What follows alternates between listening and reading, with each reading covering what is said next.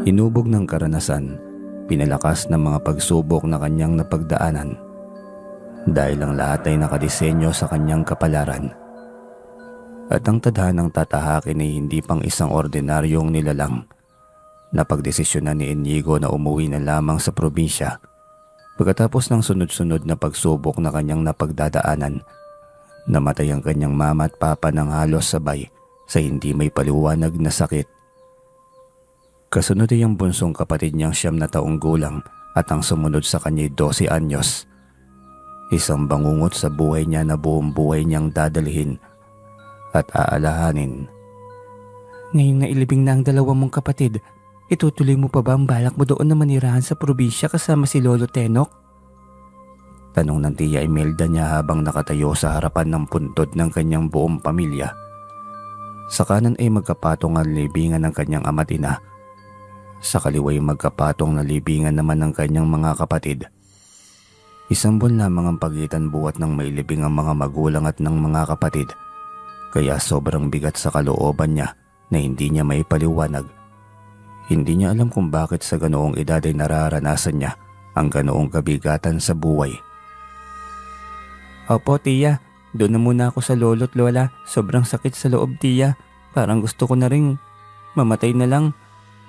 Wala naman na akong pamilya. Ano bang pinagsasasabi mo dyan, pamangkin? Kami ng Tiyo Leon mo at ng mga pinsan mo.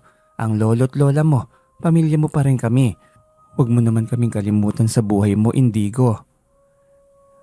Tia, alam kong pamilya ko kayo pero kasi iba pa rin ang mayroong kalarong mga kapatid. May nanay at tatay din na matatawag. Naiintindihan kita, pamangkin. Wala naman kasi ako sa kalagayan mo at nararamdaman ko ang sakit ng kalooban mo. Kung pwede lang nahatiin na natin yung nararamdaman mo. Salamat, Tia Imelda. Malaking bagay na kahit papaano na may tiyahin akong mapagmahal at suportado ako. Oo naman, para kaming kambal ng Ate Delia. Kaya ang mga anak niya ay anak ko na rin. O siya, padilim na o. Umuwi na tayo, pamangkin. Mabuti pa nga siguro, Tia. Kanina pa kidlat ng malalakas. Gayong napakainit naman ng panahon. Parang hindi normal lahat ng ito eh. Kaya nga, pamangkin, nakapagtataka, napansin mo rin pala. Simula sa libing ng nanay at tatay, ganito lagi ang panahon. Parang may galit ng kalikasan. Ngayon naman ay ganoon pa rin. Maging ang kanyang Tia Imelda ay nagtataka sa kakaibang pangyayari na nararanasan nila. Hindi lamang isang beses, ngunit hindi na nila binali yon. Umuwi sila upang makapagpahinga na rin pambawi sa ilang araw na walang tulog. Unang araw ng dasal simula ng mailibing ang mga kapatid, parehong kababalagan ang kanyang naranasan. Isang babaeng nakatayo sa gilid ng punong papaya, puting damit, mahaba ang buhok at sobrang puti ng balat. Malamang ay isang diwata. Hindi na niya sinabi sa kanyang tiya, sasabihin lamang din ito na namamalikmata lamang siya. Sa pagkakataong yun ay nagkaroon na siya ng lakas ng loob na lapitan ng babae. Ngunit kapag malapit na siya rito'y bigla rin naman itong nawawala. Ang naiiwang amoy sa paligid ay kakaiba, tila amoy bulaklak sa gubat. Pumasok ulit siya sa bahay ng nakakunot ang noo.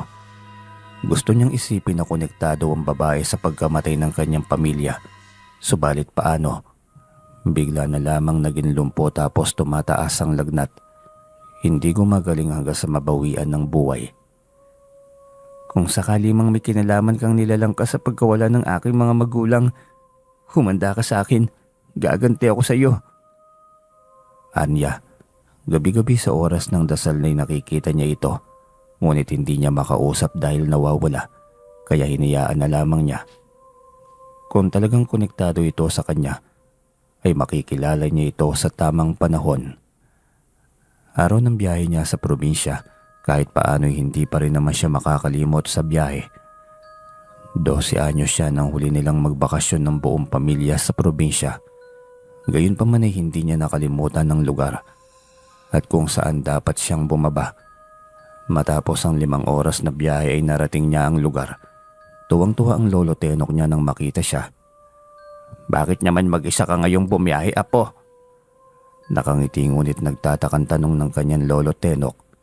Malungkot niyang pinagmasdan ng walang ideyang kamalayan ng matanda Saka dahan-dahang ikinuwento ang pagkawala ng mga ito, maging ang mga kahiwagaang nararamdaman niya sa pagkamatay ng kanyang pamilya ay ikinuwento niya sa kanyang lolo. Bakit ganyan? Hindi nga normal yun, Indigo. Opo, Lo, nakapagtataka po.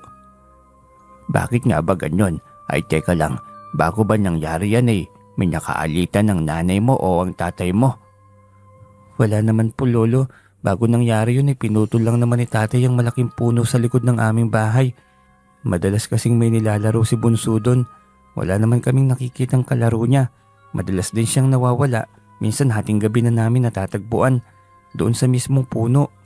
Parang sinasadya siyang itago ng kung sinong nilalang kaya ayun, napagdesisyon na ni tatay na putulin na lamang yung punong yun. Mahabagin langit. Hindi kasi naniniwala ang tatay mo sa mga nilalang na hindi kagaya natin. Tunay sila at sa tingin ko, ginalit ng tatay mo kaya ganyan. Mabuti na lamang at umalis ka na agad doon. Tiyak kung ikaw man ay puntirya ng kung sino mang nilalang. Kung sana nalaman ko lang kaagad. Ibig sabihin, Lolo, pati sana ako? Hindi nga natin sigurado. Baka nasundan ka pa ng nilalang na inalisan ng tahanan ng iyong ama. Nabahala siya sa sinabing yun ng kanyang lolo. Rumihistro sa kanyang buka ang takot. Paano yan, Lolo? Baka isunod na nila ako. Huwag kang mabahala, Apo. Hindi ko hahayaang malapitan kanila. Bibigyan kita ng proteksyon. Para saan pang pagiging albularyo ko kung sariling pamilya ko hindi ko naprotektahan? Kung alam ko lang ang nangyari sa inyong mga magulang at kapatid, baka sakaling naagapan ko pa. Malungkot na wika ng matanda. Pumasok ito sa loob ng kwarto, may kinuwang bagay. Pagpasok ni Lolo Tenok sa loob ng kwarto ay minamataan siya sa bakuran ng bahay nito. Isang pamilyar na imahe, isang pamilyar na bulto. Ang babaeng nakaputing damit, ang lagi niyang nakikita. Sinundan nga siya nito. Hindi niya may paliwanag ang takot at pangingilabot na mararamdaman. Pinagpapawisan siya ng malamig. Paglabas ni Lolo Tenok ay nakita nito ang kanyang reaksyon. At nang tingnan nito ang labas ay napagtanto nito ang kanyang kinatatakutan. Nasundan ka nga, nandito siya. Nakikita mo rin siya, Lolo? Oo naman, nakikita ko siya, Apo. Bakit si Tia Imelda hindi siya nakikita? Albularyo ako, Apo. Lahat ng mga nilalang na hindi nakikita at nararamdaman ng iba, kayang-kaya kong makita. Ganun, lagi yan siyang nakamasid sa akin, Lolo. Kapag naman lalapitan ko siya, bigla na lang siyang mawawala. Heto, gamitin mo ito, Apo. Ito ang magiging proteksyon mo. Isang habak na gawa sa basyo ng bala at itong mutya ng asul na apoy santelmo ng engkanto. Binibigay ko ito sa iyo. Maging ang bisa nito ay isinasalin ko sa iyo. Para saan to, Lolo? Ang habak ay proteksyon mo sa lahat ng mga elemento. Maging iyang babaeng diwata na nasa harapan ng bahay. Ito namang mutya ng apoy. Ito ang magiging sandata mo sa oras na may gustong manakit sa iyo ng pisikal. Elemento man, aswang o tao. Kapag tangan mo ito, may kakayahan ka na ring makita lahat ng mga elemento sa iyong paligid. Salamat po sa mga bagay na ito, Lolo. Kung alam ko lamang ang mga nangyayari sa mga magulang at kapatid mo, buhay pa sana sila ngayon. Walang doktor ang makapagpapagaling sa sakit na kagagawa ng isang elemento. Malungkot muli ang Lolo Tenok niya habang sinasabi yon. Pareho silang apektado. Lalo na siya. At dahil sa ibinigay sa kanya ng kanyang lolo ay nagkaroon siya ng lakas na loob na harapin ang babae. Nilingon niya itong muli sa bintana. Wala na roon ang babaeng nakabantay lagi sa kanya. Kung kinuha niya sila nanay at tatay, pati ang mga kapatid ko, bakit pa kaya ako iniwan? Nakapagtataka nga pero baka naibigan ka ng diwata, Indigo. Lolo naman 15 lang ako. Anong alam ko sa pag-ibig na yan? Hindi rin imposible yon. Kasi kahit 15 anyos ay pwedeng ibigin ng mga elemento. Ewan ko lang, Lolo, parang iba eh. 2 buwan ang lumipas. Hindi na niya muling nakita pa ang babae. Nagpatuloy ang kanyang normal na buhay. Pinili muna niyang tumigil sa pag-aaral. Pakiramdam niya'y walang silbi ang kanyang pag-aaral dahil wala siyang pag-aalayan pang mga magulang. tinulungan niya si Lolo Tenok sa munting bukirin nito. Pagtatanim ng mga gulay at pag-aalaga ng nag-iisang kalabaw nito. Ang naaning mga gulay ay dinala sa mga palengke upang ibenta sa mga may pwesto. Minsan ay pinipilit niya ang Lolo Tenok na maiwan na sa bahay nang makapagpahinga dahil sa matanda na ito.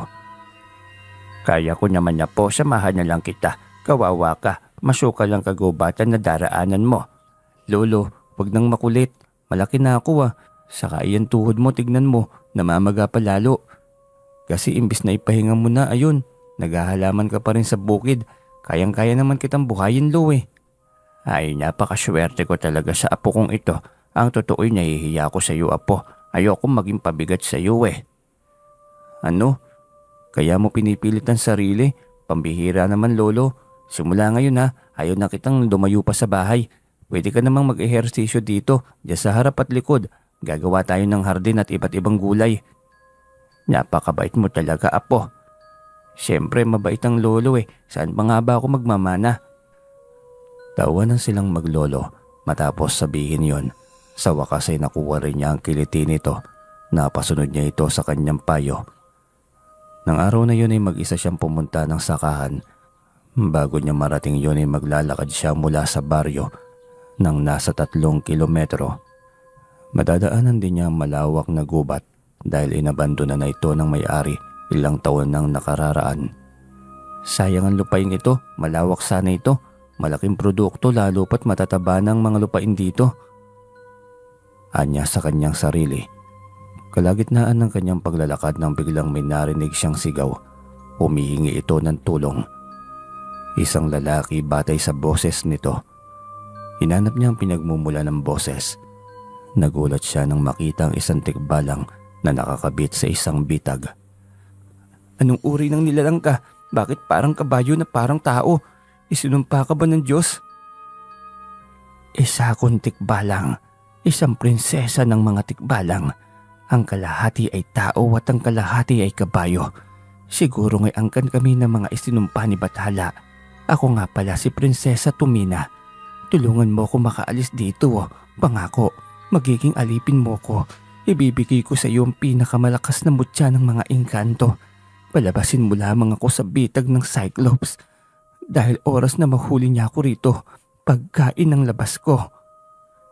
Hindi ako interesado sa sinasabi o pangako mo, mutya, pero tutulungan pa rin kita kasi yun ang dapat. Abay, kawawa ka naman, may asubang din pala rito.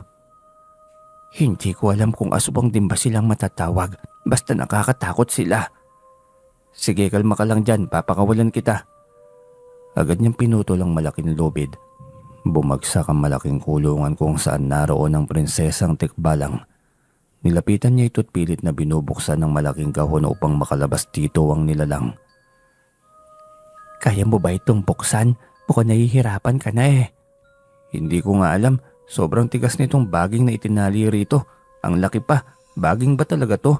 Para namang malaking kable ito ng kuryente Bilisan mo na bago pa tayo maabutan ng mga yon. Magiging pagkain ako ng mga yon. Naku, bakit parang natatakot na rin ako? Marami sila. Kalaban mo ba sila? Marami kang kalaban? Oo, marami. Iba't ibang nilalang. Hindi naman nagkaroon ng katiwasayan ng aming daigdig. Kaya pinilit ako ng amang hari at inang reyna na lisanin ng aming mundo dahil matatalo't masasakop na ng mga kalaban ng aming kaharian. Kailangan kong maghanda, mag-ensayo at magpalakas dahil sa mga kamay ko nakasalalay ang lahat.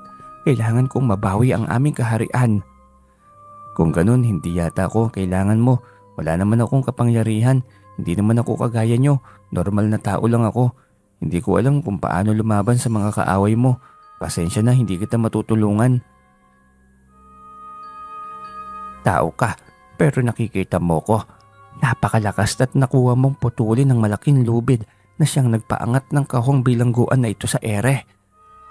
Napakunot na noon niya nang nakatingin sa mga mata ng nilalang. Bakit nga ba? Baka may third eye lang ako kaya nakikita kita ng malinaw.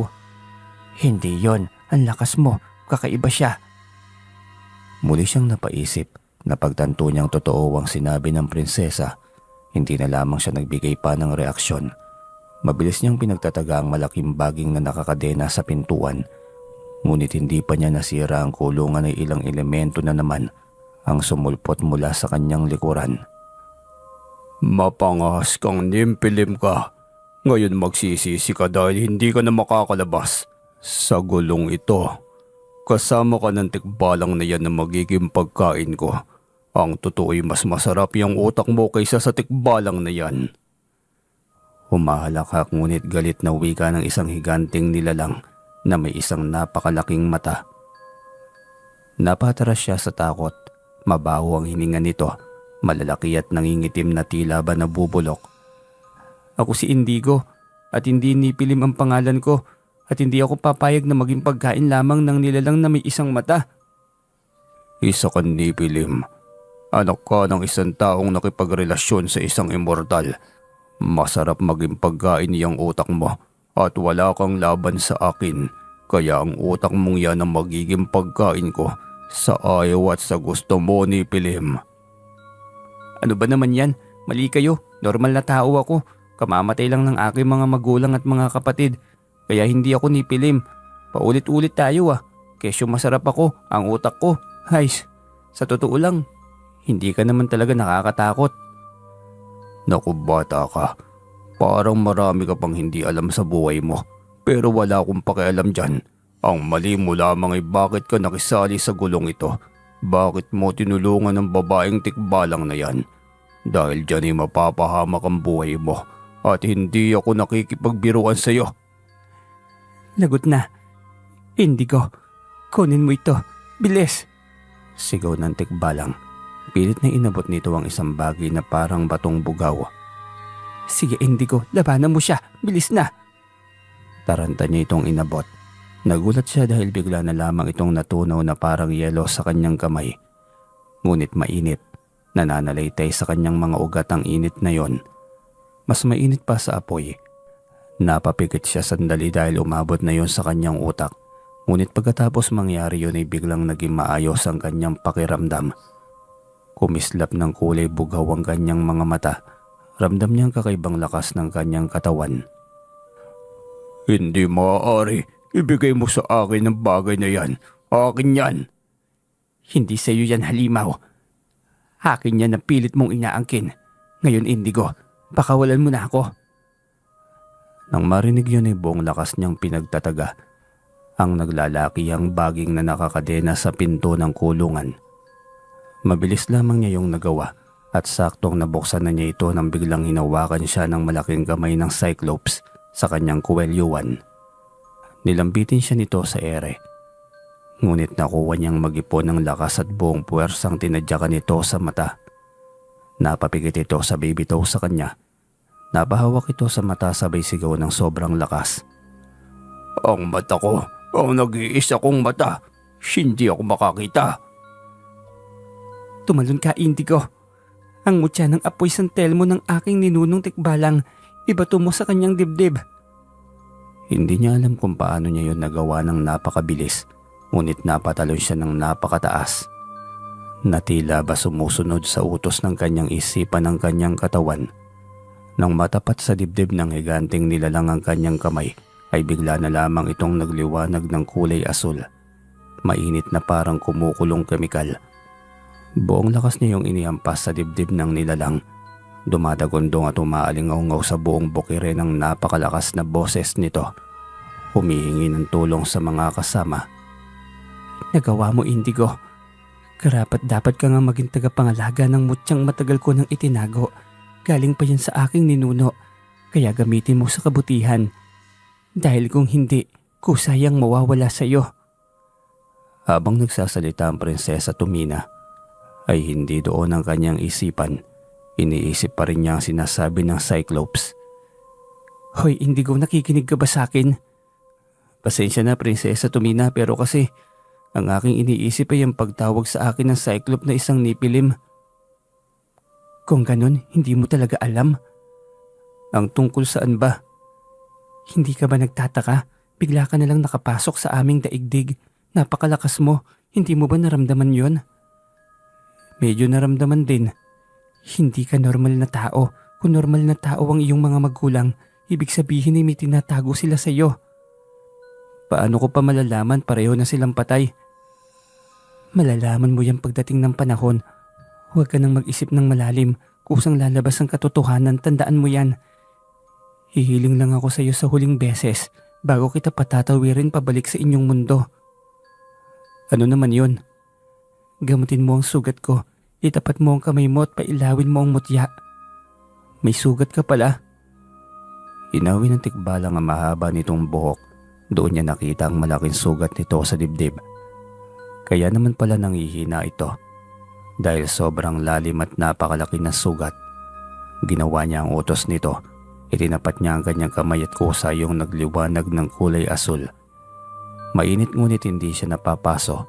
Nang humilom ang sugat ng Prinsesa Tomina ay kusa ring nawala ang liwanag at ang init nito. Pagkuha niya ng kanyang kamay ay wala ng sugat at wala ring bakas ng peklat doon. Ang galing ng mutyang ito. Oo, Indigo. Kaya mong manggamot ng mga tao. Lahat ng uri ng sakit, nakamamatay man o hindi, kayang-kayang pagalingin at hilumin ng mutyang tangan mo. Salamat na marami, Prinsesa Tomina. Asahan mong gagamitin ko ito sa kabutihan.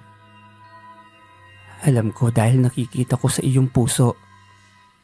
Talaga, salamat ng marami, mahal na prinsesa. Salamat sa mutyang ito.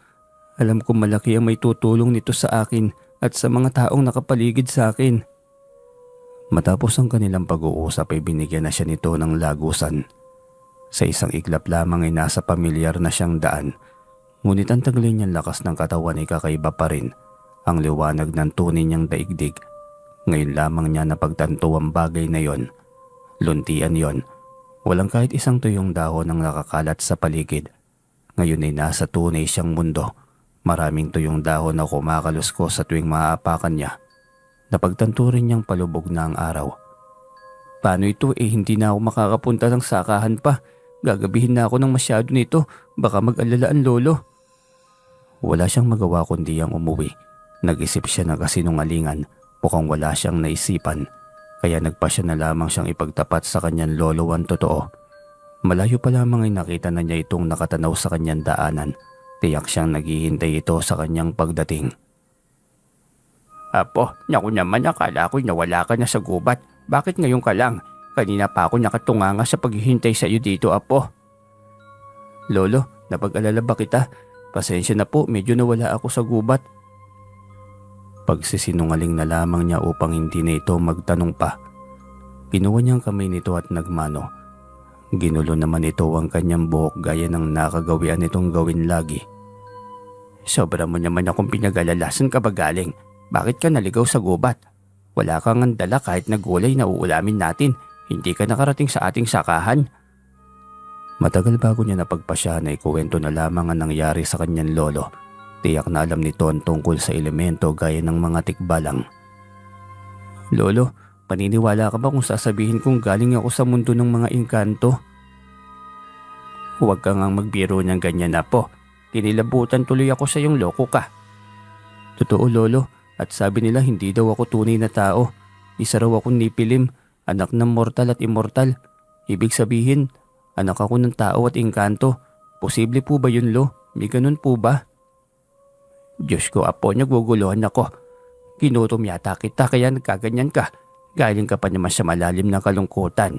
Naiintindihan ko kung bakit ka nagkakaganyan, Apo. Lolo, hindi. Totoo ang sinasabi ko sa iyo. May nakilala akong prinsesa ng mga tikbalang. Binigyan niya ako ng mutya. Tignan mo, Lolo. Nagliliwanag ang aking kamay. May taglay na akong kapangyarihan. Iniangat pa niya ang kanyang kamay. Ngunit walang liwanag na lumabas mula roon. Nasaan na? Bakit nawala? Meron dito yun eh. Lumabas ka kapangyarihan ko. Ipakita mo kay Lolo. Nang sa ganun ay maniwala na siya. Bilis na. Ilang beses pa niyang kinumpas ang kanyang kanang kamay. Ngunit kahit kaunting liwanag ay walang lumabas mula roon. Dismayado na siya sa kanyang sarili.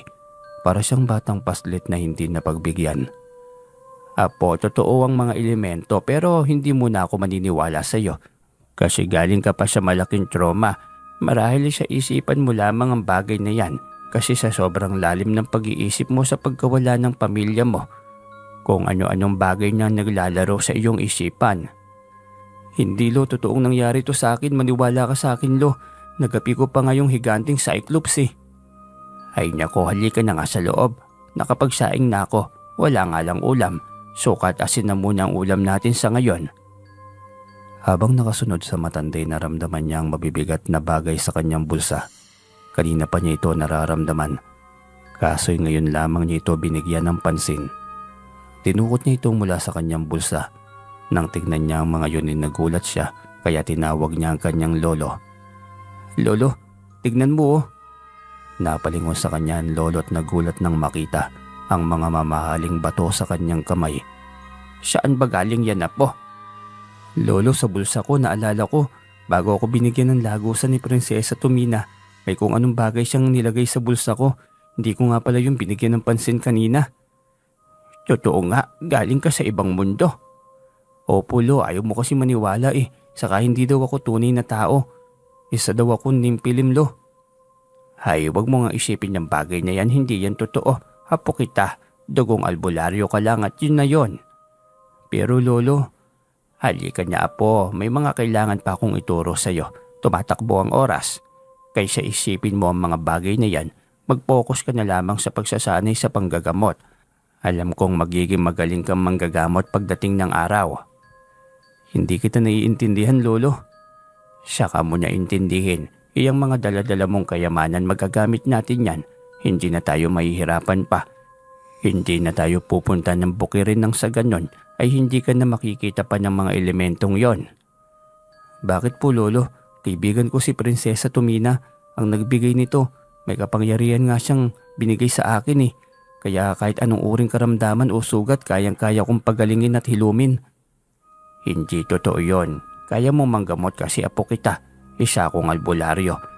At ang dugo ko'y nananalaytay sa iyo. Wala siyang magawa kundi ang tumahimik na lamang. Ayaw maniwala sa kanya ng kanyang lolo. Kaya wala siyang magawa. Biglang sumama ang panahon. Biglang may malalaking kidlat na gumuhit sa kalangitan. At malakas na kulog ang dumadagundong at sobrang dilim bigla ng langit. Buti na lang nakauwi ka niya bago biglang sumama ang panahon. Ang ganda naman ng panahon kanina lolo ah.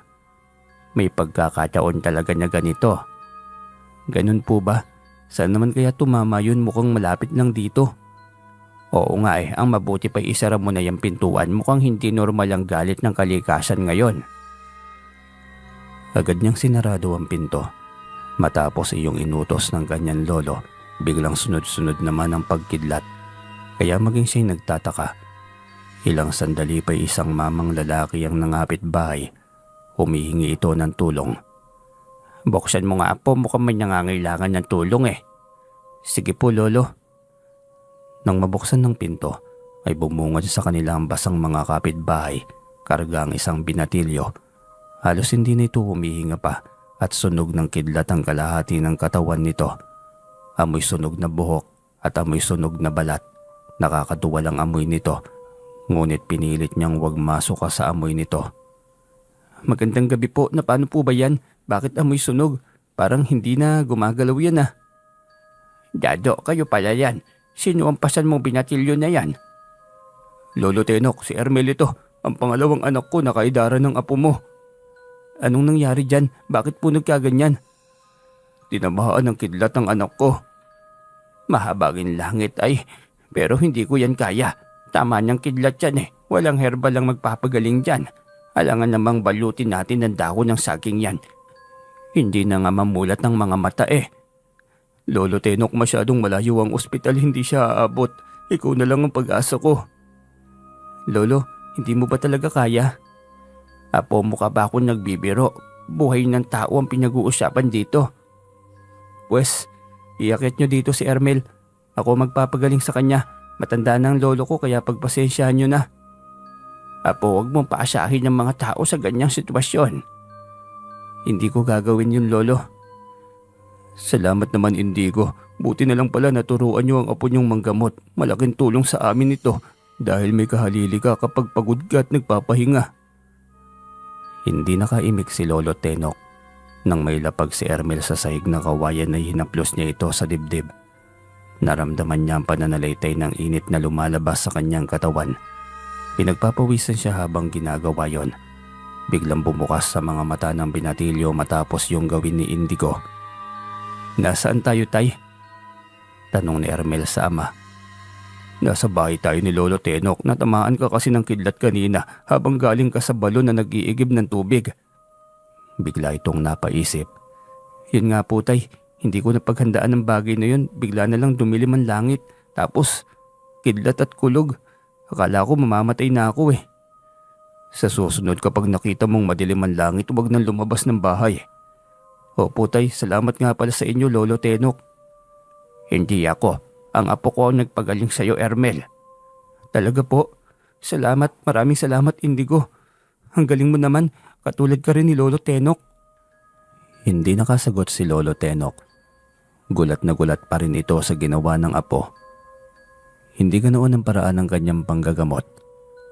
Gumagamit ito ng orasyon ngunit may kasamang herbal. Dahil masama ang panahon at malakas ang ulan ay nagpasya ang mga ito na doon na muna matulog. Natatakot na rin kasi sa kidlat si Ermel. Kaya naman nagpalipas na ang mga ito ng gabi sa kanilang bahay. Pagtiyagaan nyo na lamang itong aming ulam. Suka at asin lang eh. Kahit ano, Lolo Tenok, sanay naman po kami sa hirap eh. Tugon ni Ermel. Pagkatapos kumain ay naglatag na agad sila ng banig. Iisa lamang ang latagan. Sa kusina lang lahat, kaya magkatabi silang lahat doon. Binuksan ni Lolo Tenok ang radyo upang makinig ng balita. Yun lang naman ang mayroon sila, isang maliit na debateryang radyo. Pinatay na rin ni Lolo ang lampara. Habang nakikinig na radyo ay biglang may iyak ng kabayo at ilan pang mga boses ang naririnig nila mula sa labas. Naririnig nyo ba yon? Tanong nito sabay pinahinaan ng tunog ng radyo. Iyak ng kabayo yun ah. Saka may matitinis at malalaking boses. Sa radyo lang ba yun? Tanong ni Mang Dado. Muli na namang umiyak ang kabayo kaya napagtanto nilang sa paligid yon, hindi sa radyo. Sinilip ni Indigo upang masigurong totoo ang kanilang narinig. Nagulat siya nang makitang naroon si Tomina. At hindi ito nag-iisa. Maraming mga nilalangan naroon. Para bang may inaabangan. Ilang sandali pa'y isang pangkat ang dumating. May mga kasamang cyclops at mga itim na nilalang. Ano ito? Takang tanong ni Indigo. Indigo, bakit? Ano bang mayroon? Lolo, napakarami nila. Ano? Napasilip na rin si Lolo Tenok sa butas. Ganun na lamang ang pag-aalala nito nang makita ang mga nilalang na sinasabi niyang napakarami. Tila ba nagwewelga ang mga ito sa labas? Napasilip rin si Mang Dado ngunit wala naman itong makita. Ano bang sinasabi mong marami, Indigo? Wala namang nasa labas ah. Sobrang dilim dahil katatapos lamang umulan. Tinignan niya ang kanyang Lolo Tenok. Naalala niya ang sinabi ng lolo niya na hindi makikita ng mga normal na kagaya nila Mang Dado ang ganitong mga elemento. Kaya upang hindi na matakot ang magama, ay nagdahilan na lamang sila. Yung mga manok po ni Lolo sa ibabaw ng kahoy ng binunga, napakarami po. Akala ko naman kung ano na, yung iyak ng kabayo. Baka yung kabayo ni Don Leonor, abot ng gandito ang iyak ng mga yun eh. Ah, yun ba? Nagpaalam siya sa kanyang lolo na bumaba. Ang paalam niya ay magbabawas. Ngunit nabahala ang kanyang lolo. Alam na nito ang nasa isipan niya kaya nagpa siya itong samahan siya. Sige po Lolo, tingin ko nakatulog na itong si Ermel. Kanina pa ito tahimik eh. Matulog na rin kayo, Mang Dado. Pasensya na talaga, bigla kasi akong tinawag ng kalikasan eh. Uwi ka niya. Literal yon. Dahil maraming naghihintay sa kanya sa labas. Agad na umusal ng orasyon si Lolo Tenok. Iyon ay upang selyuhan ng bahay na hindi marinig ng mga nasa loob ang nasa labas at hindi makapasok ng loob ang mga elementong nasa labas ng bahay. Pagbaba ng bahay ay sinalubong agad siya ni Prinsesa Tomina. Nakatingin at nagyuyukuan sa kanya ang iba pang mga nilalang na naroon. Anong nangyayari? Bakit ang dami nyo? Anong mga nilalang yung mga kasama mong yan, Prinsesa Tomina? Sila ang aking mga kaanib. Tuluyan ng nagapi ang aming angkan at kaanib, Indigo. Wala nang ama't ang aking ina. Kaya kayo narito. Kaya kami narito'y upang ihiling na ibangon mo ang aming kaharian. Ibalik mo sa amin ang imperyong matagal na naming pinamumunuan. Nakikiusap ako sa iyo. Tao ang anak ko, hindi elemento. Bakit niyo siya isasama sa mundo niyo? Lolo Tenok, magandang gabi sa iyo. Ang iyong anak ay may taglay na pinakamalakas na kapangyarihan. Kaya niyang gapiin ang libu-libong elemento sa isang pag-angat lamang ng kanyang kamay. Seryoso ka ba? Oo, Indigo. Saka huwag ka mag-alala, Lolo Tenok. Magkasama kaming haharap sa mga nilalang na itiman. Tatanawin kong malaking utang na loob sa apo niyo ang lahat. Hindi, Prinsesa Tomina. Hindi rin naman napasa kamay ko ang mutya kung hindi dahil sa'yo. Kaya sasama ako. Apo, ikaw na lang ang meron ako, parang awa mo niya. Lolo, magtiwala ka sa akin. Hindi ko kayang tiisin ang mga ito. Napakarami nilang nawalan ng tahanan. Kailangan maibalik ko sa kanila ang tunay na tahanan nila. Basta apo, mangako ka sa akin, babalikan ligtas sa tahanan natin. Siyempre Lolo, walang mangyayari sa akin. Bida-bida itong apo niyo eh. Biro niya sa kanyang lolo. Ngunit hindi pa rin ito makuwang umiti. Bakit kasi biglang ganito? Bakit biglang lumawak ang mundo mo, apo? Ganito yata na iguhit ang palad ko, Lolo. Kaya kailangan kong sundin. Sige na po, Lolo. Kailangan ko na pong umalis. Paalam na't pumasok ka na ron. Nang sa ganun ay hindi na masundan ang mga ito ng itiman dito sa ating tahanan. Pumasok ka na sa loob ng bahay, Lolo. Nang makapasok ito sa loob ng bahay, ay binuksan na rin ni Prinsesa Tomina ang lagusan ng kabilang mundo. Nilakbay nila ang mundo patungo sa mismong kaharian. Kinakabahan siya ngunit pilit siyang naglakas ng loob dahil iyon ang nararapat. Inilagay niya sa kanyang utak ang isang mahalagang kaalaman. Taglay niya ang pinakamakapangyarihang mutya, isang kaharian ang kanilang namataan. Maraming mga nilalang na itiman ang nakapaikot. May malaking estatwa o rebulto ng haring tikbalang sa tuktok ng katamtamang taas na tore. Ito na bang inyong kaharian? Oo, Indigo. Iyang rebulto ng haring tikbalang ay lolo ng lolo ko pa yan. Libu-libong taon nang nakararaan. Ang astig naman. Hindi tayo papayag na tuluyan itong mapunta sa kamay ng kalaban. Babawiin natin ito kahit anong mangyari. Narinig niyo yun mga kasama, hindi tayo pababayaan ni Indigo. Siya ang muling magbabangon mula sa ating pagkatalo. Biglang lumakas ang kanyang loob nang marinig yon. Kailangan niyang maging matapang.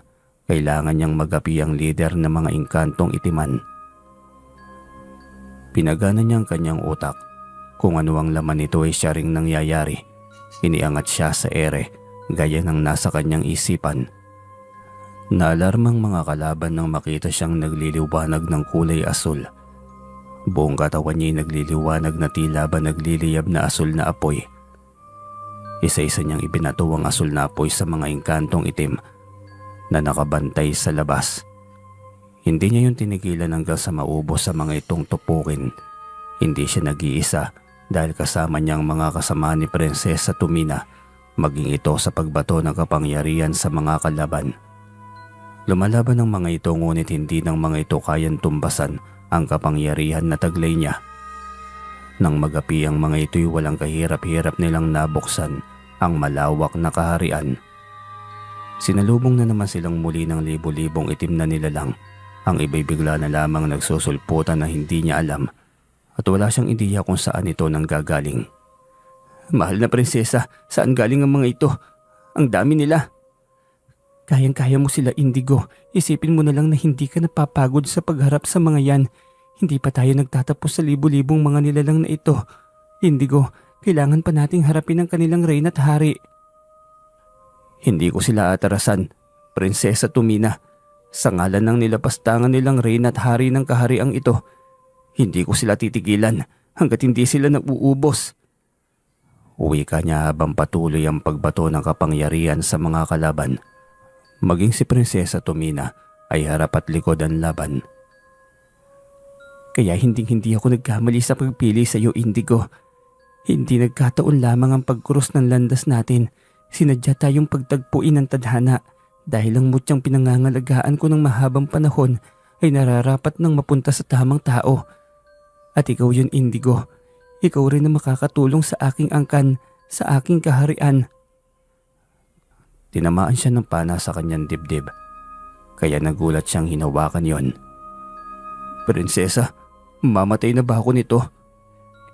Immortal ka dahil sa apoy na santelmo na tangan mo. Kaya bunutin mo na yung pana, kusang maghihilom ang sugat at wala kang mararamdamang sakit. Sa sinabing yun ng prinsesa ay madali niyang binunot ang pana na tumusok sa kanyang dibdib. Biglang naginit ang buo niyang katawan. Napahiyaw siya sa sobrang init. Nag-aapoy asul muli ang kanyang katawan, ngunit makaraan ng ilang sandali ay muling naging normal ang lahat. Walang kahit na iwang peklat sa kanyang dibdib. Nawala nga, Prinsesa Tomina. Ngayon bumulusok ang paitaas sa tore. Yakapin mo ang rebulto ng may-ari ng apoy ng santelmo na tangan mo. Kapag nangyari yon, magliliyab ng asul na apoy ang buong kaharian. Mapupuksa lahat ng mga kalaban maliban sa hari at reyna. Bakit may maiiwan pa? Dahil may tangan silang mutya na panlaban sa mutya ng asul na apoy. Pero kayang-kaya pa rin natin sila. Gawin mo na ngayon ang sinasabi ko, Indigo. Matapos sabihin yun na Reyna Tomina ay agad siyang bumulusok paitaas. Balak siyang pigilan ng isang dragon na alaga ng hari ng mga engkantong itim.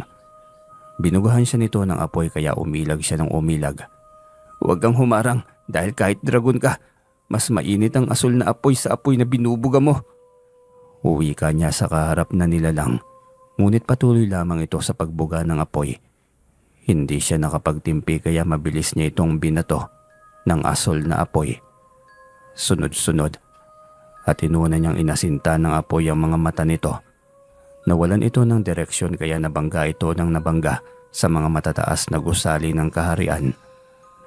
Binilisan niyang bumulusok hanggang sa marating niya ang rebulto. Sumakay siya sa likod nito at niyakap yon. Biglang umilaw ng kulay asul ang buong paligid hanggang sa lumabas ang napakainit na enerhiya sa kanyang katawan.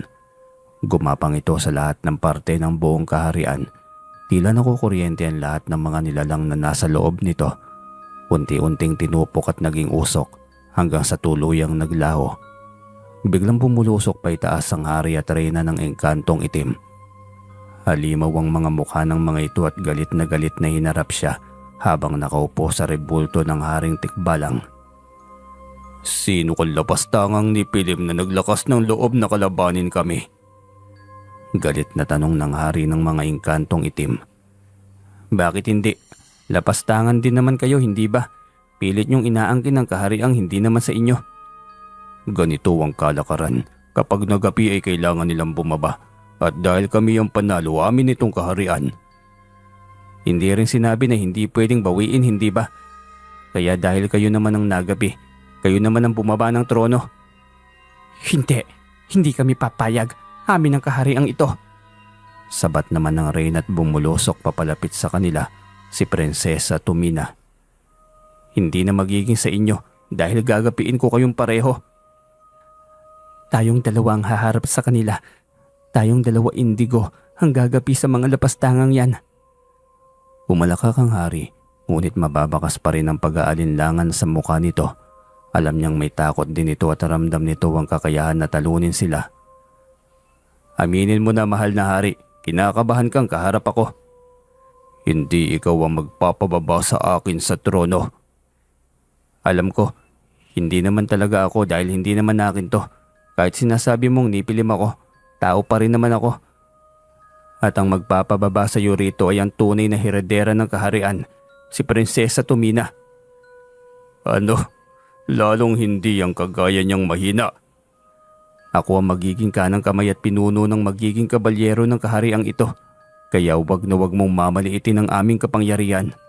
Isipin mong ubos na ang lahat ng iyong mga alipores. Anong gagawin niyong dalawa? Umupo rito sa rebulto ng ninuno ng kaharian para bantayan lahat ng mga kalaban. Ang dami niyo pang satsat. Hindi niyo naman kami kaya sa totoo lang. Uwi ka pa ng hari. Agad nitong sinalakay ng hawak nitong espada si Indigo. Mabangis, agresibo. Bawat kilos at galaw ay pamatay. Ngunit hindi niya alam kung bakit kakaiba ang taglay niyang liksi at galing sa pag-ilag. Sa likod mo, Indigo! Sigaw ni Prinsesa Tumina. Bumulusok siya pa itaas sabay ikot sa likod nito. Tinadyakan niya ng buong lakas ang likod ng hari. Nagpaikot-ikot ito sa ere dahil nawalan ng balanse. Bumagsak ito sa lupa. Gulat na gulat ang reyna nang makita ang hari nitong bumagsak sa lupa. Anong kapangyarihan ng tangan mo't napakalakas mo? Bakit ko naman sasabihin sa'yo? Kakaibang ngiti ang rumihistro sa mukha nito. Iniangat nito ang hawak na baton. Bigla na lamang itong naging espada. Umiilaw iyon na tila bataglay ang bulta-bultahing kuryente. Astig yan na, baton tapos naging espada. Ang dami kapangyarihan ng taglay niyo ah. Hindi sa kanya yan, Indigo. Sa inang reyna ko yan, inagaw niya. At hindi ako papayag na hindi ko mababawi ang baton na yan. Prinsesa Tumina, huwag mo nang pangarapin. Mahinang nilalang ka lang. Masyado mo ako minamaliit. Nakadepende ka lang naman sa baton na pag-aari ng aking ina. Anong gusto mong palabasin na mahina ako? Sige, subukan mo akong harapin. Paghahamon pa ng reyna. Agad na nagharap ang dalawa habang siya'y bumaba upang harapin ng hari. Nakapag-ipon ka na ba ng lakas, mahal na hari? Hayop ka, hindi ko matatanggap na ang kagaya mo ang tatalo lang sa akin. Isang binatilyong gusgusin. Hindi ko matatanggap yan. Paano yan? Kailangan mong tanggapin. Dahil minsan na kitang natalo, ibig sabihin mas malakas ako sa'yo. Hindi! Galit na sigaw nito sabay hampas nito ng espada. Kaliwat kanan, paharap at pasaksak. Ulit-ulit iyon ngunit bawat atake nito'y naidedepensa niya ang sarili. Mas lalong nagliyab sa galit ang hari. Puro ikaw naman yan. Ako naman ngayon. Galit pang sigaw ni Indigo. Inikot-ikutan niya ito hanggang sa mapagod, saka niya sinakal mula sa likod. Nagliwanag ng kulay asul ang kanyang kabuuan. Habang tila tinutupok ng kanyang init ang hari, gustong magsalita nito ngunit dahil sa kanya ito'y hindi na ito makapagsalita. Hindi na niya ito bibigyan pa ng pagkakataon. Ramdam niyang tila lumalambot ang leeg nito. Ang kaninang kulay lilay unti-unting naging usok hanggang sa tuluyan ng natunaw. Hindi, mahal na hari. Sigaw ng reyna habang umiiyak. Halos lamunin ito ng galit si Indigo. Hindi ito makapag-focus sa laban nila ni Prinsesa Tumina kaya nang panain ng prinsesa ang dibdib nito'y tumagos ito hanggang sa likod. Unti-unting umusok hanggang sa tuluyang mawala. Hiyawan ang lahat ng mga kasamahan ng prinsesa. Tagumpay na naibalik sa mga ito ang kaharian. Tuwang-tuwa na bumaba sa kanyang harapan si Prinsesa Tumina. Binabati ko kayo, mahal na prinsesa. Malaya na ninyong mapapamahalaan itong kaharian. At dahil yun sa iyo, Indigo. Dahil din sa mutyang binigay mo sa akin kaya ibabalik ko na lamang din sa iyo ang pagpapalang ito. Para sa iyo talaga ang mutya. Dahil kung hindi sa iyo, dapat natupok ka na ng init. Kaya walang naglalakas ng loob na kunin ng mutyang yan. Ang tunay na nagmamay-ari ay hindi lamang normal na tao, kundi katulad naming elemento o kaya anak ng tao at elemento. Kagaya mo, Indigo, alamin natin ang pagkatao mo. Tutulungan kita. Salamat, Prinsesa Tumina. Asahan ko yan. Naguguluhan na rin kasi ako sa pagkatao ko.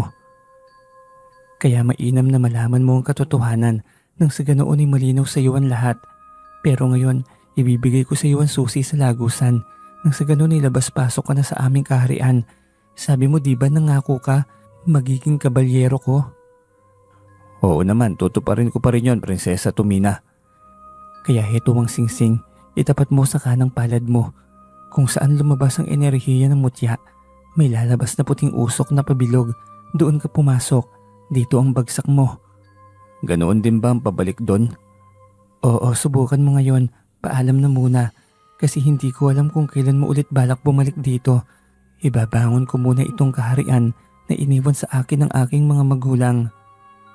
Matapang ka. Kaya alam kong kayang-kaya mong pangalagaan ang kahariang ito, Prinsesa Tumina. O siya, paalam na. Agad niyang itinapat ang singsing sa kanyang palad. Nagliwanag ng kulay puti ang singsing, habang ang kanyang palad ay kulay asul.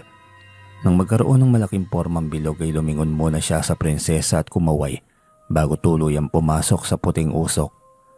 Matapos siyang lamunin nito'y tila hinihila siya ng enerhiya.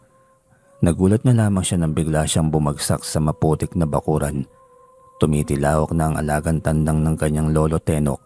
Nag-aagaw na rin ang liwanag at ang dilim. Tiyak siyang gising na rin ang kanyang lolo. Pambihirang buhay, hindi pa nga ako nakatulog, umaga na agad. Reklamo pa niya. Pag-akyat niya ng hagdan ay siya ring pagbukas ng pinto. Nagkagulatan pa sila ni Mang Dado dahil sa pag-akyat niya ng hagdan. Pambihira, nagulat naman ako sa iyo, Indigo. Ang aga mo namang nagising. Magandang umaga po, Mang Dado. Oo, naihi po kasi ako kanina.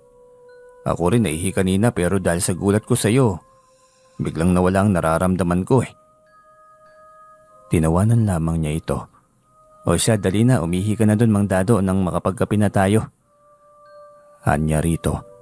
Habang nagkakape sila, ay maagang may nangapit bahay sa labas. Ang aga nyo yatang nagkaroon ng pasyente. Silipin ko muna, Mang Dado, teka lang po. Tumayo siya at sinilip ang labas na siya rin pagkagising ng kanyang lolo Tenok. Tama bang narinig ko, Apo? May nangangapit bahay sa ganitong oras? Ayo po, Lolo. Titingnan ko na lamang po sa labas kung sino. Sige nga, Apo. Ay, alam mo bang grabe ang panaginip ko sa iyo kagabi? Oh, anong panaginip yun, Lo? May sumusundo raw sa iyo isang prinsesa ng mga tikbalang. Makapangyarihan ka raw. Hiniling na ikaw ang lumaban sa kanilang mundo. Ang sabi ko nga'y dapat umuwi ka ng ligtas. Panaginip yun, Lo? Gulat na tanong niya. Ang alam niya aktual na nakita ng kanyang lolo ang diwata. Nakausap pa nito si Prinsesa Tumina. Marahil may ginawa ang prinsesa upang burahin ang alaala ng kanyang lolo. Oo, Apo, panaginip lang. O siya, puntahan mo na ngayon nasa labas. Sige po, Lolo, dito ka muna. Nilapitan niyang magkumpare. Parang lasing pa ang mga ito dahil amoy alak. May tangan pang Petromax ang isa sa kanila, kaya maliwanag ang kanilang kinaroroonan. Nakikita agad niya ang parehong wisyo ng mga yon. Halos hirap nang maimulat ang mga mata. Naku po mga kuya, walang gamot sa pagiging lasing, itulog nyo na lamang po yan. Ay hindi, Totoy, itong kasama namin ay nalason ng kamandag ng kobra. Nalason ng kamandag ng kobra? Bakit naman po? Abay, ininom po ba niya? Hindi, Totoy, nakagat siya ng kobra habang umiihi. Naapakan niya eh. Paalang naman sana niyang may kagat kaso sinubukan pa niyang dakpin. Ayan tuloy, nakagat din siya nun. Dahilan kung bakit mabilis kumalat ang kamandag. Uwi ka pa ng ikalawang lalaki. Ay, pasaway naman. Sige na, gamutin nyo na ng lolo Tenok mo. Mamamatay na tong kasama namin eh. Tarantang uwi ka pa ng isa. Hindi na siya nagsalita at mabilis na hinawakan ng parting nakagat. Maya-maya pa'y umayos na ng tayuan lalaki. Naimasmasan maging ang pagiging lasing nito. Yan, magaling na magaling ka na. Pati kalasingan tanggal. Napakahusay naman ang apo ni Lolo Tenok. Mas mahusay pa sa lolo ah. Uwi ka naman ng isang lalaking halatang sobrang lalim ang tama ng alak. Salamat, Indigo. Kung hindi dahil sa iyo, hindi ako nagkaroon ng pangalawang buhay. Nang dahil sa kalasingan, kamuntik na ako makarit ni kamatayan. Parang wala na ako sa katinuan at hindi na natatakot sa kobra. Hinawakan ko pa. Hanep, talagang hinuli mo pa yung kobra nung kinagat ka? Oo, Indigo. Ewan ko kung anong pumasok sa utak ko at iyon ang pumasok sa isip ko. Naapakan ko kasi ang kobra kaya ako nakagat. Gusto ko lang naman gumanti. Kakagatin ko rin sana. Ayun, natuklaw ako sa noo. Hanip na epekto ng kalasingan ano. Magtigil na kasi kayo sa pagiging mabisyo. Kung hindi perwisyo ang dalay, kapahamakan naman. Talagang hindi na ako iinom pa. Iingatan ko na itong pangalawang buhay na mayroon ako ngayon. Yan, buti naman at nagising kayo. Apo, ano bang nangyari yan? Bakit hindi pa kayo pumasok mahamog sa labas? Lalong magkakasakit ang pasyente niyan. Papasukin mo nga rito. Ayos na po, Lolo. Madali lang naman. Magaling na siya agad. Mula sa kanilang kinaroroonan ay maririnig ang paghakbang ni Lolo Tenok papalapit. Bumubulong pa ito nang hindi maintindihan. Anong madali? Bakit ba? Ano bang nangyari dyan? Lolo Tenok, magandang umaga. Ay, itong si Gusting, nakagat ng kobra. Akala namin mamamatay na. Buti na lamang at sobrang galing nitong apo nyo. Ayan, magaling na agad si Gusting. Cobra, ay grabe ang kamandag niya na. Paano gumaling agad? Oo nga po lolo, kaya nga nakakahanga itong apo nyo. Talagang biniyayaan ng kapangyarihan na malaking pakinabang sa mga katulad naming ordinaryong tao lang. Ay oo, kaya kayo, huwag niyang abusado sa sarili. Palagi mag-iingat kahit saan may sakuna eh. Maraming salamat muli sa paalala lolo, uuwi na po kami. Maraming salamat ulit, lalo na sa iyo, Indigo. Walang anuman po. Napakahiwaga mo talaga, apo. Bulong ni Lolo Tenok. Ano po yun, lo? Wala ko sinabi. Ay, sa wakas, lolo, makakatulog na rin. Sambit niya mula nang makalayo sa kanilang kinaroroonan. Anong tulog ka dyan? Kagigising lang natin. Ang mabuti pa'y magsaing ka na. Mamaya lamang ay magdaratingan ng mga magpapagamot sa atin. Ngayon alam ko na magaling ka ng manggamot at mas mainam na tulungan mo na lamang ako manggamot. Nakakahanga kang bata ka ah. Wala siyang magawa kundi ang sundin ang utos ng kanyang lolo. Hindi nga ito nagkamali dahil kapapaalam pa lamang ng magamang Mang Dado at Ermel ay nagsidatingan na naman ng mga bagong pasyente. Pansin ko lang lolo, habang tumatagal ay lalong dumarami ang mga pasyente mo. Di ba pwedeng hindi nilang magkasakit ang mga tao? Kawawa naman eh. Ganyan talaga apo, mahina ang katawan nating mga tao. Madaling magkasakit. Idagdag pa yung mga elementong itiman. Bakit po lolo? Perwisyo din po ba sila sa mga tao? Ay sobrang perwisyo. Walang ibang ginawa ang mga yon kundi bigyan ng sakit ang mga inosenteng tao. Masagi lang ng kaunti, paparusahan na agad yung mga inosente. Mali ba naman ng tao na naroon sila? Sila dapat ang tumabi, hindi ba? Sa bagay nga polo, kahit saan naman talagang perwisyo yung mga itiman na yan eh. Sambit pa niya. Biglang naalala niya ang tungkol sa kanyang pagkatao. Itiman din kaya siya, bakit inubos patay ng kanyang pamilya? Kahit kapatid man lamang niya walang itinira. Sa gabing yun ay muli niyang inabangan ng muling pagpapakita sa kanya ng babae. Malaki ang posibilidad na may kinalaman ito sa kanyang pagkatao. Hindi siya nagkamali dahil ng gabing yon ay malinaw niyang natatanaw ang babae sa harapan ng bahay. Nakatingin ito sa bahay. Tulog na si Lolo Tenok kaya maingat siyang lumabas. Alam niyang pagod ito sa maghapong panggagamot kaya sobrang lalim at himbing ng tulog. Pagkababa niya muli na naman itong nawala, ngunit sa pagkakataong yun ay malakas na ang kanyang loob. Hindi na siya nakakaramdam ng takot at kilabot kaya tinawag niya ito. Ano ba? Alam ko narito ka. Bakit ba laging nakabantay ka sa akin? Alam kong binabantayan mo ko lagi. Bakit? Anong alam mo sa pagkatao ko? Walang naging sagot at tahimik pa rin ang paligid. Ano ba, hindi nakakatuwa? Kausapin mo ko. Alam kong alam mo ang pagkatao ko. Bigla niya itong naramdaman na nasa likod ng punong mangga. Kaya nilingon niya ang puno at muling nagsalita. Alam ko na riyan ka. Nagtatago. Harapin mo ko. Anong alam mo sa pagkatao ko? Bigla itong sumilip. Pagkatapos ay tuluyan ng lumantad. Humakbang ito palapit sa kanya. Hindi. Lumulutang. Nakita niya kasing lumulutang ito't nakaangat sa lupa ang mga paa. Gayunpaman ay hindi siya nakakaramdam ng takot. Kahit pa para itong multo kung tingnan sa malayo. Anak, Indigo, sa wakas nakaharap na rin kita ng malapitan. Anak, tinawag mo akong anak. Saka kilala mo ang pangalan ko. Oo, Indigo. Dahil ako ang tunay mong ina. Ako si Reyna Liway, isang engkantada. Isang engkantada na nagkaroon ng buhay pag-ibig sa mundo ng mga tao. Noong nakaraang mga dekada. Paano nangyari yun? May sarili akong ina't ama. Mga kapatid na pinaslang mo. Alam kong ikaw ang may gawa ng lahat ng yun. Nakikita kita sa bawat lamay nila. Wala kang awa.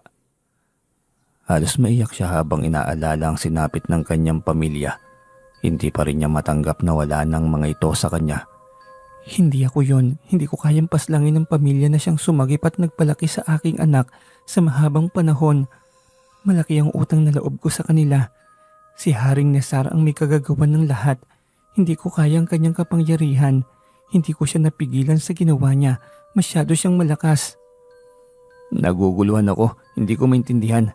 Bakit ba bigla na lang naging ganito ang takbo ng kwento ng buhay ko? Makinig ka dahil ikukwento ko sa iyo ang lahat.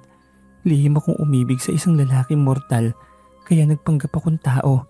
Lumabas ako sa aming mundo hanggang sa tuluyan ako napaibig ng iyong ama. Nagsama kami at nabuntis niya ako. Ngunit natuntun kami ng ama. Pinaslang niya ang ama mo at dinala ako pabalik sa kaharian. Hindi niya alam na nagdadalang tao ako. Hindi niya maaaring malaman dahil kung magkakataon tiyak na sa sinapupunan ko pa lamang ipapaslangin ka na niya. Kasi hindi niya matatanggap na isang tao ang magiging apo niya. Nagtago muli ako nang pinanganak kita. Dinala pabalik sa mundo ng mga tao. Isang mag-asawang nakita ko at alam ko na mamahalin ka nila. Yun, lihim kong iniwan sa harapan ng kanilang hagdan. Nang makuha kanila tuwang-tuwa sila kaya masaya na rin ako. Sabi nila may anak na silang maaalagaan. Kampante ako. Hanggang sa sapilitan akong pinakasal ng ama. Dahil gusto ng mga ito na kami ang magiging bagong reyna at hari ng kaharian.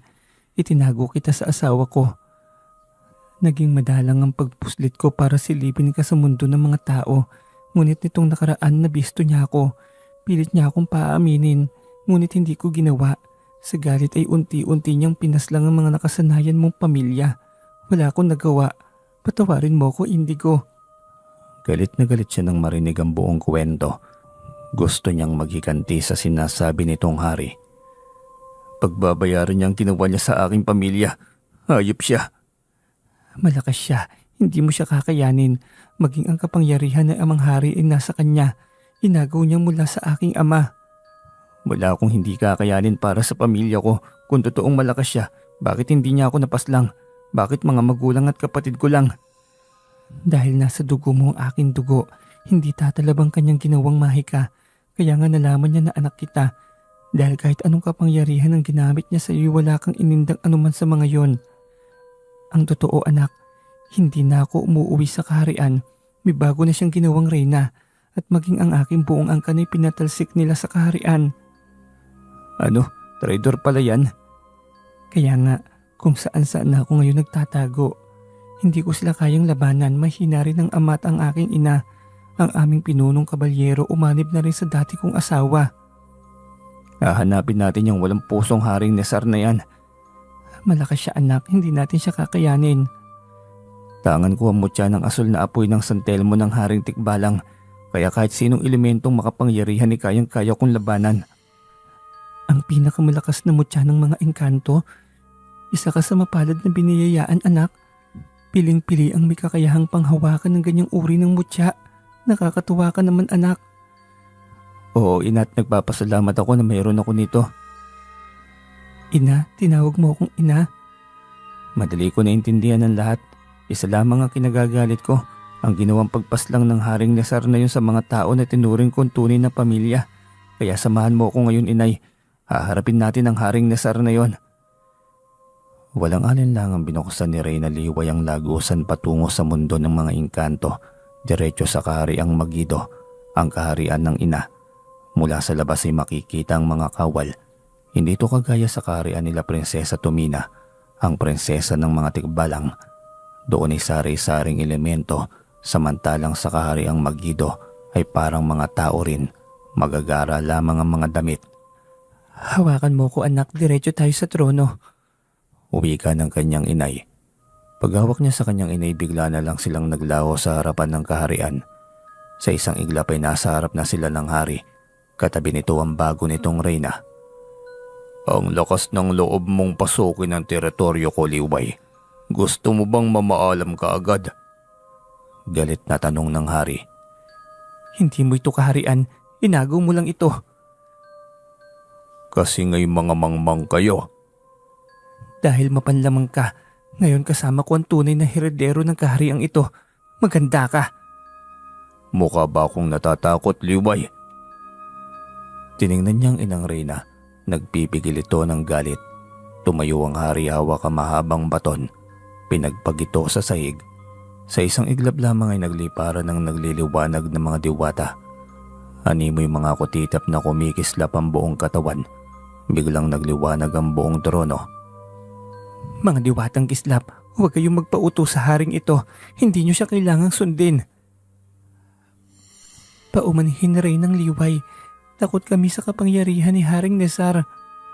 Huwag kayong matakot. Alam niyong hindi siya ang tunay na hari. Hawak niya ang kapangyarihan. Ang malakas na kapangyarihan ng hari. Walang malakas na kapangyarihan sa nilalang na mapanlamang. Ang kapangyarihang hawak niya hindi sa kanya, kaya ibabalik ko yan sa totoong nagmamay-ari niyan. Agad niyang pinagana ang mutya sa kanyang buong katawan. Nagliliwanag siya ng kulay asul. Nagulat maging ang hari nang masilayan ng kanyang kapangyarihang anyo. Tuwang-tuwa naman ang kanyang inang Reyna nang makita siya sa ganoong wisyo. Tunay ka nga makapangyarihan, anak. Kayang-kaya mo na siyang gapiin. Oo, ina. Kaya humanda siya sa akin. Ang unang atake para sa aking pamilya. Gumulong siya at biglang naging malaking bilog na bolang apoy na nag-aasul ang kulay. Hinampas ang hari hanggang sa mabuwal ito. Ginulungan hanggang sa tuluyang matunaw at maging usok. Hindi na niya binigyan ng pagkakataon pa dahil gigil na gigil siya rito.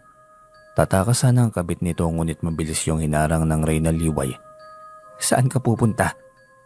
Akala mo hindi ko alam na isa kang peke. Wala kang kapangyarihan.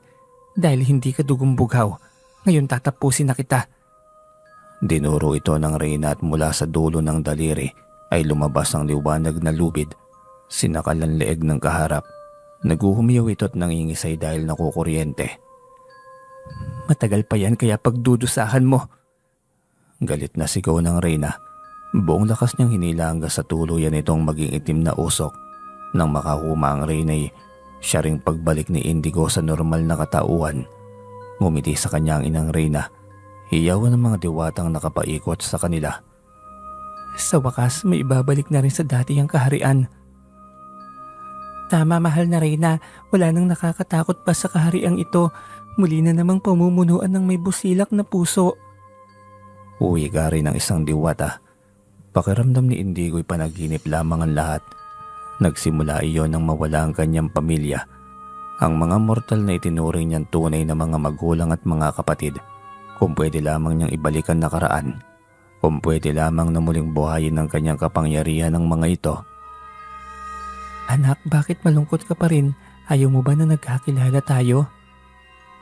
Hindi naman sa ganun, inang Reyna, kasi nangungulila pa rin ako sa pamilyang kinagisnan ko. Kung pwede ko lang silang buhayin muli eh. Patawarin mo ako, anak. Wala kang kasalanan, ina. Huwag kang mag-alala. Matatanggap ko rin ang lahat ng ito. Oo naman, tutulungan kita. Gusto mo bang tumito ka muna? Naku, hindi pwede, ina. Hahanapin ako ng lolo. Saka hindi ko pwedeng pabayaan yun. Matanda na ang lolo. Saka malaki ang misyon ko sa mundo ng mga tao, ina. Marami ang nangangailangan ng aking tulong. Sige anak, kung saan ang puso mo, nakasuporta ako sa iyo. Huwag sanang sumama ang loob mo, ina. Tao pa rin naman ako, hindi ba? Ang ama ko ay tao. Oo anak. Kaya suportado kita. Walang problema sa akin. Salamat, ina. Dadalawin naman kita palagi. Saka ikaw rin. Alam ko naman na dadalawin mo rin ako. Oo naman, palagi yun. Matapos nilang mag-usap ay nagpasya na siyang bumalik sa mundo ng mga tao. Muli na naman siyang inumaga. 3:00 ng madaling araw yon at laking pagtataka niya nang mamataan niya si Reyna Tumina. Mahal na prinsesa, may problema ba sa kaharian? Wala, Indigo. Kaya ako nandito'y dahil may magandang balita ako sa iyo. Talaga po? Ano yun? Alam ko na ang kaharian ng iyong ina. Nagawa ng aking kanang kamay na alamin ang katotohanan tungkol sa pagkatao mo. Ayon, mahal na prinsesa. Galing na ako ron. Kilala ko na ang aking ina. Nakausap ko na siya at naibalik ko na rin sa kanya ang kahariang pinagtangkaang ding agawin sa kanya. Saka naipaghiganti ko na rin ang aking pamilya. Ang nanay at tatay, saka mga kapatid ko. Naku, huli na pala ako. Ayos lang, masaya pa rin naman ako kasi pinatunayan mo ang iyong pangako. Ako rin sa susunod na gabi doon naman ang punteriya ko sa inyong kaharian. Pangako yan, Indigo Hintayin kita doon. Magpapahanda ako ng piging. Maraming pagkain ang maghihintay sa iyo sa aking kaharian. Uwi ka nito. Sa isang iglap lamang ay biglang lumawak ang kanyang mundo. Gayunpaman ay handa niyang yakapin ang anumang malalaking responsibilidad niya sa bawat mundong yon. Unti-unti niyang yayakapin ang kanyang tunay na katauhan. Ngunit ang mas pahaalagaan niyang misyon ay ang misyon sa mundo ng mga tao dahil dito siya nagkaroon ng buhay. Dito ang mundong kanyang kinagisnan kaya dapat hanggang sa pagtanda niya dito rin siya mamamatay. Hanggang dito na lamang po ang kwento. Maraming salamat po sa inyo.